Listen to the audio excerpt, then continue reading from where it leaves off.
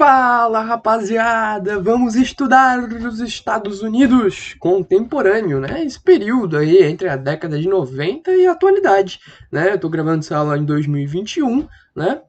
Então, para a gente entender como que foi esse início de século XXI dos Estados Unidos da América, né? América. Então, vamos lá. O que que eu quero que vocês compreendam? A primeira coisa, né? Vamos dos primórdios, né? Vamos entender como que ficou os Estados Unidos depois da Guerra Fria, né? Com a queda da União Soviética, a gente vai ter os Estados Unidos da América se afirmando como a maior potência mundial. Mas eu acho que isso não é, né, novidade para ninguém. Antes da gente começar a explicar toda essa situação, se inscreve no canal, tá? E ativa o sininho para receber as notificações dos próximos vídeos que virão, beleza? Vamos lá então, o que vai acontecer? Nos anos 90, a gente vai ter aí a Pax Americana, né? Os Estados Unidos da América querendo se autoafirmar como a maior potência e dizendo para o mundo o seguinte: agora que acabou a União Soviética, vai ser tudo um mar de rosa, vai ser uma maravilha, não vai ter briga, não vai ter guerra, não vai ter fome, não vai ter miséria nenhuma. Só que, né, os Estados Unidos da América acaba vendendo algo que não era possível, tá? Porque ao redor do planeta os conflitos vão aumentar. A gente vai ter conflitos na África Central, né? Guerra do Congo, guerra civil da Ruanda. A gente vai ter conflitos no Cáucaso, a gente vai ter conflitos nos Balcãs, né? Guerra do Kosovo, guerras inclusive que vocês podem ver, tem aula no canal, tá? Então a gente tem guerras espalhadas pelo mundo, instabilidade espalhada pelo mundo, tá? Inclusive, quais serão os rumos, né? Agora que a União Soviética acabou, principalmente nos países que eram de origem, né? Eram de influência soviética. Então a gente vai ter ao redor do mundo os conflitos permanecendo mesmo na década de 90 pós-Guerra Fria. Tá bom, galera? O que vai acontecer? A gente vai ter dois presidentes principais aí, tá? Dois presidentes na década de 90. O George Herbert Walker Bush, também conhecido como Bush pai, tá? Porque a gente vai ter dois presidentes Bush nos Estados Unidos, o Bush pai e o Bush filho, tá? Bush. O George Bush pai, ele vai governar de 89 a 93, esse, né, vai ser o principal que vai prometer os tempos de paz, que vai, né, fazer uma super propaganda dos Estados Unidos e tudo mais, né? Só que ele vai acabar sendo desmentido pela própria história, pelo próprio mundo, né? Que vai ver aí, né, um monte de guerra, como eu falei pra vocês, tá? Inclusive a gente vai ter, na época do Bush pai, tropas estadunidenses intervindo em determinadas regiões, tá? No governo Bill Clinton isso também vai acontecer com mais ênfase até, como por exemplo, a gente vai ter tropas estadunidenses pela OTAN, né, Organização do Tratado Atlântico Norte, aquele pacto militar, intervindo na Bósnia e no Kosovo, que estava passando por uma situação humanitária gravíssima, tá bom, galera? O que vai acontecer? A gente vai ter aí, cara, no governo Bush e no governo Bill Clinton, essa influência estadunidense se alastrando pelo mundo. Antes a gente tinha uma super influência da União Soviética também, tá? Claro que diminuiu muito na década de 80 e aqui, né, vai acabar, cara, na década de 90 essa influência socialista. Então a gente vai ter países aí adotando, por exemplo, o neoliberalismo, né? O que seria o neoliberalismo? É aquela teoria econômica, né? É a retomada dos valores liberais, né, lá do nosso querido Adam Smith, né? Ou não querido, depende aí. Tem gente que não gosta do Adam Smith, né, Bruno? Enfim, o que vai acontecer? A gente vai ter esse valor neoliberal do quê? Do livre mercado, né? Laissez-faire, laissez-passer, le monde va. Livre mercado, livre concorrência, livre produção. A gente vai ter aí a questão da não intervenção do Estado na economia, o aumento das privatizações, né? Tudo na aposta, né, de que o mercado deve se autorregular. A mão invisível desloca o mercado para os pontos cegos da economia. Então, se está faltando alguma coisa, o Estado não deve intervir. A própria economia vai fazer com que alguém veja essa oportunidade e produza essa determinada coisa, tá? Então, a autoafirmação, né, dos Estados Unidos como principal propagador desse neoliberalismo. A gente vai ter um aumento nessa época também da globalização, né? O mundo vai diminuir, né? As distâncias vão diminuir, principalmente por conta dos avanços tecnológicos. A gente tem na década de 90 o surgimento aí da internet praticamente sendo disseminada para o mundo todo, tá? Então, as pessoas ficando muito mais próximas, muito mais conectadas, muito mais percebendo, né, os conflitos não só locais, como também os conflitos ao redor do mundo. As pessoas começam a se sentir mais cosmopolitas, tá? O que é o cosmopolitismo? É cidadão do mundo, não sou um cidadão só do Brasil, eu sou um cidadão do mundo, né? Eu estou por dentro do que acontece no Afeganistão, eu estou por dentro do que acontece nos Estados Unidos e assim por diante, tá? Depois do George Herbert Walker Bush, né, que era um carinha do Partido Republicano, né, ele vai acabar sendo sucedido aí pelo Bill Clinton, que era um democrata, tá, que vai governar de 93 a 2001. O principal fato que tu precisa entender do governo Bill Clinton é a intervenção militar na Somália e no Haiti, que vai acontecer, tá? E a gente vai ter também a invasão aí, a invasão não, né, a intervenção mais bonitinho, né? A intervenção dos Estados Unidos na guerra de Kosovo e na guerra das Bósnia, tentando frear o genocídio que estava acontecendo naquele momento, tá? E os Estados Unidos, mais uma vez, na década de 90, tentando se afirmar como a maior potência do mundo, e vai conseguir, tá? A gente vai ter aí os Estados Unidos sendo o país mais rico do mundo, e agora não tem mais, né, a concorrência bipolar da União Soviética. A gente vai ver uma multipolarização, tá? Então, vários países aí surgindo como micropotências, tá? E os Estados Unidos sendo a maior potência de todas. E aí, né, eu quero mostrar para vocês o segundo governo Bush, né, que foi o governo George Walker Bush, né, que vai ser de 2001 a 2009. Ele que é também conhecido como Bush Filho, né, o Bush Filho.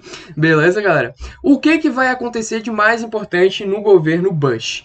Cara, vai acontecer o atentado das Torres Gêmeas. Já na década de 90 estava crescendo o fundamentalismo islâmico, figurado aí principalmente pelo grupo terrorista Al-Qaeda, também conhecido como Al-Qaeda, é mais certinho tu pronunciar Al-Qaeda, tá?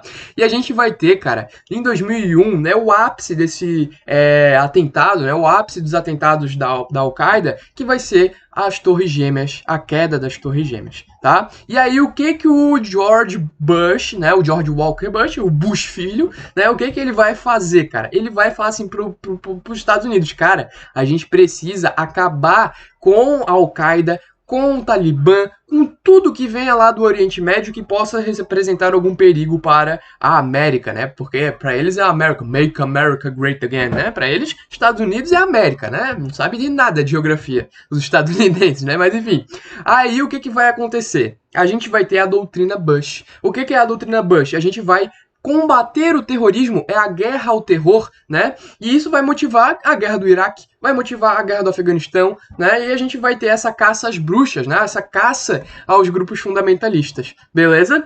Os Estados Unidos da América, então, vai invadir, por exemplo, o Iraque vai invadir o Afeganistão, procurando armas químicas, né? Essa é a desculpa, né? No meio do caminho eles vão conseguir muito petróleo e vão ficar bem mais ricos do que eles eram antes. Beleza? Agora vem o Now the World's on, né? Mas enfim, esse é um dos principais fatos da era Bush, tá? Da era Bush filho. Outra coisa que vai acontecer no finzinho do mandato do Bush é a crise de 2008. Cara, a gente não tinha visto uma crise tão grave nos Estados Unidos, né? Tão grave no mundo desde 1929, na queda da Bolsa de Nova York de 29. Aí vai acontecer a crise de 2008, que é diferente, tá? Não é uma crise apenas de superprodução, mas uma crise bem específica do mercado imobiliário. E, cara, vou tentar te explicar o que foi a crise de 2008. Vamos lá. A gente estava tendo, em 2008, uma bolha no mercado imobiliário. Basicamente, como é que funcionava a bagaça? A gente tem nos Estados Unidos uma cultura de hipoteca. O que é hipoteca? É você pegar crédito, ou seja, pegar dinheiro emprestado, e em troca você garante a sua casa, né? Ou, enfim, outro imóvel que você possua, tá? Então é a contração de empréstimos em troca do imóvel, né? E caso você não consiga pagar, o governo vai lá, ou enfim, o banco vai lá e toma o seu imóvel como garantia pelo empréstimo que você pegou, tá? O que vai acontecer? Eles vão começar a possibilitar o povo estadunidense a pegar vários empréstimos, né? Pegar 50 empréstimos e só dar uma casa, né? Um imóvel como garantia para todos eles, né? E aí a gente vai ter muitas contrações de hipoteca, vai aumentar muito, tá? A gente vai ter o mercado imobiliário crescendo cada vez mais, e reparem que é um crescimento um tanto quanto ilusório, né? Porque se você for parar para pensar, todas essas hipotecas que estão sendo geradas, às vezes são para um imóvel apenas, certo? Então a gente vai ter uma supervalorização do mercado imobiliário que é um pouco especulatória. Ela não ela não é fiel ao que está acontecendo na realidade, tá? E aí o que vai acontecer? Vai aumentar os valores, né, do mercado imobiliário, os juros vão subir, a galera vai ficar com uma dívida muito grande, né, a galera que contraiu os empréstimos estão com uma dívida muito grande, não conseguem pagar os empréstimos, às vezes contraem novos empréstimos, tá, para tentar saldar os que eles estavam, né, tentar saldar as dívidas que eles tinham antes, e aí a gente vai ter esses títulos de dívida não sendo pagos, os imóveis não valem, né, o tamanho da dívida, e a gente vai ter essa bolha, né, esse crescimento desse mercado imobiliário, a galera não conseguindo pagar e muitos bancos vão falir, tá? A gente vai ter aí, por exemplo, o Lehman Brothers, né, que é um banco famoso aí que faliu nessa época, tá? A gente vai ter quedas em bolsas do mundo inteiro, vai diminuir a confiabilidade do mercado, principalmente do imobiliário, tá? E a gente vai ter, né, quedas em bolsas ao redor do mundo, tá? A gente vai ter um impacto direto em todo lugar do mundo, porque a gente vai ter uma crise global, cara. Essa aqui foi uma crise desgraçada, tá? O Brasil, por exemplo, demora um pouco para sentir de fato essa crise, tá? Vai vir um pouco depois, mas ainda assim a gente vai sentir, tá? Não vai ser exatamente em 2008, tá? Vai ser um pouco mais para frente, lá no fim do governo Lula, que a gente vai começar a sentir a crise, tá, galera? O que vai acontecer? A gente vai ter uma crise humanitária também nos Estados Unidos. A gente vai ter pessoas perdendo empregos, porque os bancos estão fechando, as pessoas estão.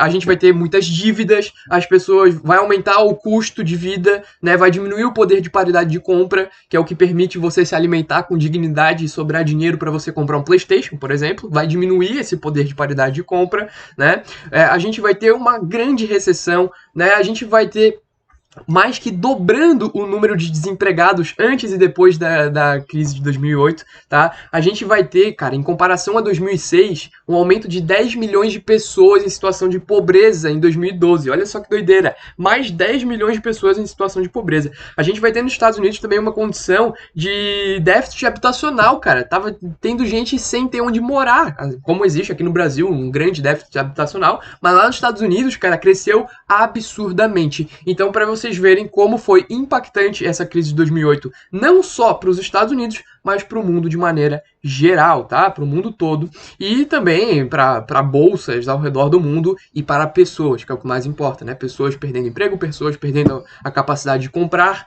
né? Com a capacidade de comprar perdem, né? A capacidade de adquirir alimentos e assim acaba gerando fome e também uma crise habitacional terrível. Beleza, galera?